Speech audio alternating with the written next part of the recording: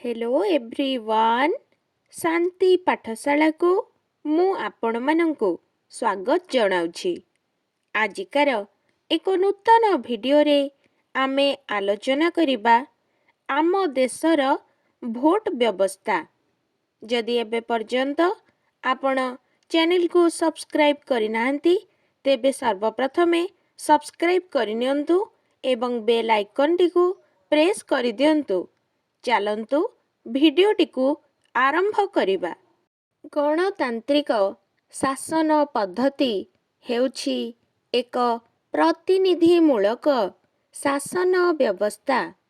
लोकसंख्या अनुଯାयी केतोटी पृथक अंचल रे विभक्त समग्र राज्यर विधानसभा ओ लोकसभा बा पार्लियामेंट निमंते जड़े लेखाए प्रार्थी निर्वाचित होई आसंती।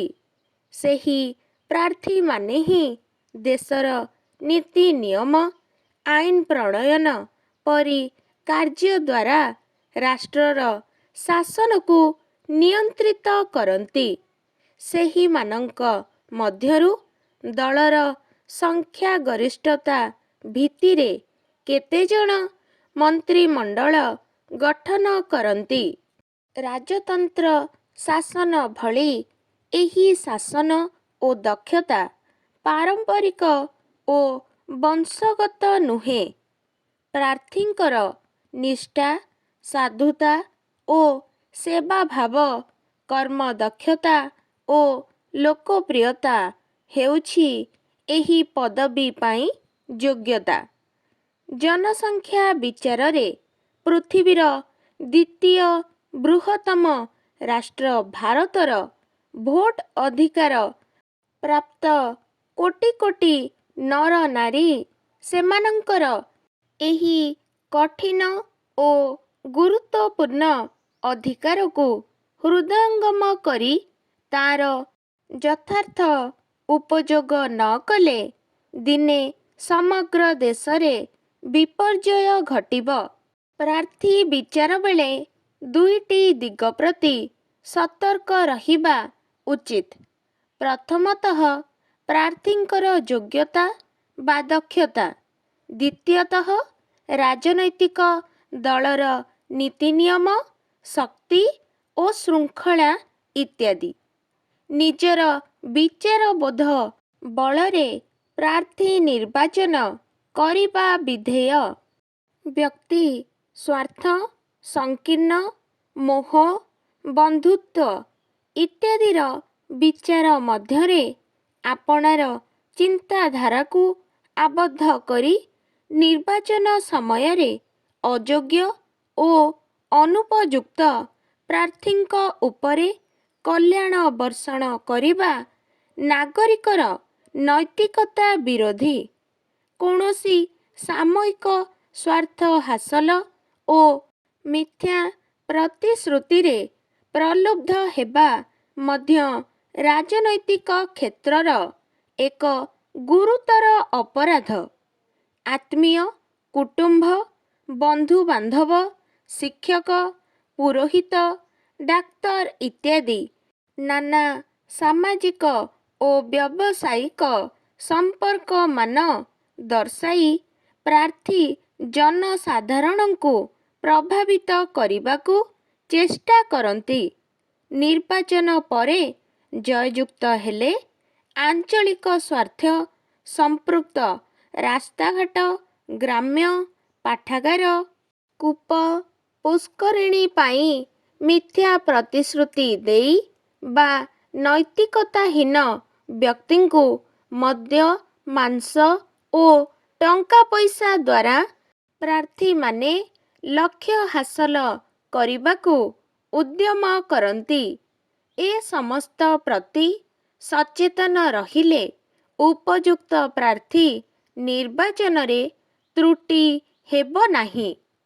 प्रार्थींकर देश पाई त्याग सेवा भाव लोकप्रियता तथा अतीत ओ वर्तमानर कार्यावली को अनुध्यान करी योग्य विचार करिबा आवश्यक। आम्भंकु ବିଚାର କରିବାକୁ ହେବ ପ୍ରାର୍ଥୀଙ୍କ ଠାରୁ ଦେଶ ବା ଜାତି ଅତୀତରେ କି ସ୍ୱାର୍ଥ ହାସଲ କରିଛି, ସେ ତାଙ୍କର ସାଧୁତା ସୁପ୍ରତିଷ୍ଠିତ କି ନାହିଁ, ଶିକ୍ଷା ଦୀକ୍ଷା ଓ ସଂସ୍କାରର ଅଭିଜ୍ଞତାରେ ସେ କେତେ ଦୂର ନିପୁଣ, ପୁଣି ଦେଶର ଜଟିଳ ସମସ୍ୟା ଗୁଡ଼ିକର ସମାଧାନ କରିବାରେ ସେ କେତେ ଦୂର ଦକ୍ଷ।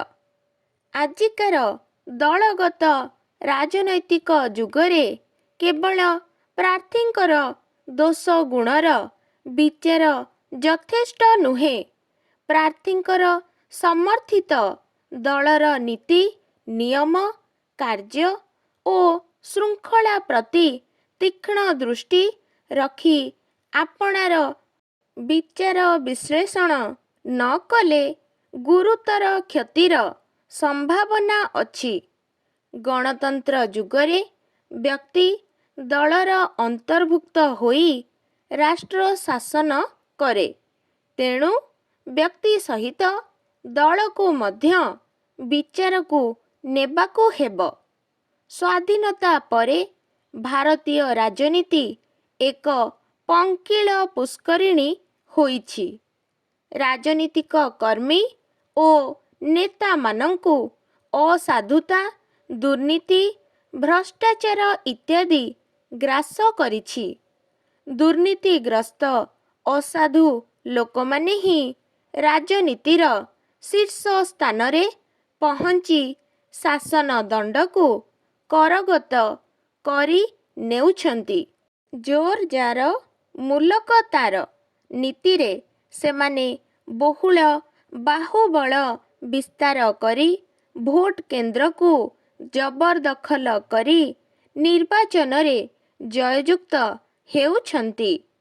ଆଧୁନିକ କାଳର ରାଜନୀତିରେ ଜାତି, ଧର୍ମ ଓ ସମ୍ପ୍ରଦାୟର ପ୍ରଭାବ ବୃଦ୍ଧି ପାଉଥିବାରୁ ନିର୍ବାଚନ ସମୟରେ ନାନାଦି ପ୍ରକାର ବିଶୃଙ୍ଖଳା ସୃଷ୍ଟି ହେଉଛି ଏବଂ ହିଂସାକାଣ୍ଡରେ ଲୋକଙ୍କର ପ୍ରାଣହାନି ହେଉଛି। ଗୋଟିଏ ଗୋଟିଏ ନିର୍ବାଚନରେ ବିପୁଳ ଅର୍ଥ ବ୍ୟୟ କରୁଛନ୍ତି ଓ ନିର୍ବାଚନ ହେବା ପରେ ନାନା ଅସାଧୁ ଉପାୟରେ ସମ୍ପତ୍ତିକୁ ଠୁଳ କରୁଛନ୍ତି। ନିର୍ବାଚିତ ପ୍ରତିନିଧିମାନେ ଦେଶ ସେବା ଉଦ୍ଦେଶ୍ୟ ନେଇ ନିର୍ବାଚନରେ ଅଂଶଗ୍ରହଣ କରିବା ଉଚିତ। ରାଜନୀତି ଏକ ଘୃଣିତ ବ୍ୟାପାର ଭାବରେ ବିବେଚିତ ହୋଇଛି। ଏବେ ନିର୍ବାଚନ ପ୍ରଣାଳୀରେ ସଂସ୍କାର କରିବା ପାଇଁ ଉଦ୍ୟମ କରାଯାଉଛି। ତାହେଲେ ହୁଏତ କିଛି ପରିବର୍ତ୍ତନ ଘଟିପାରେ।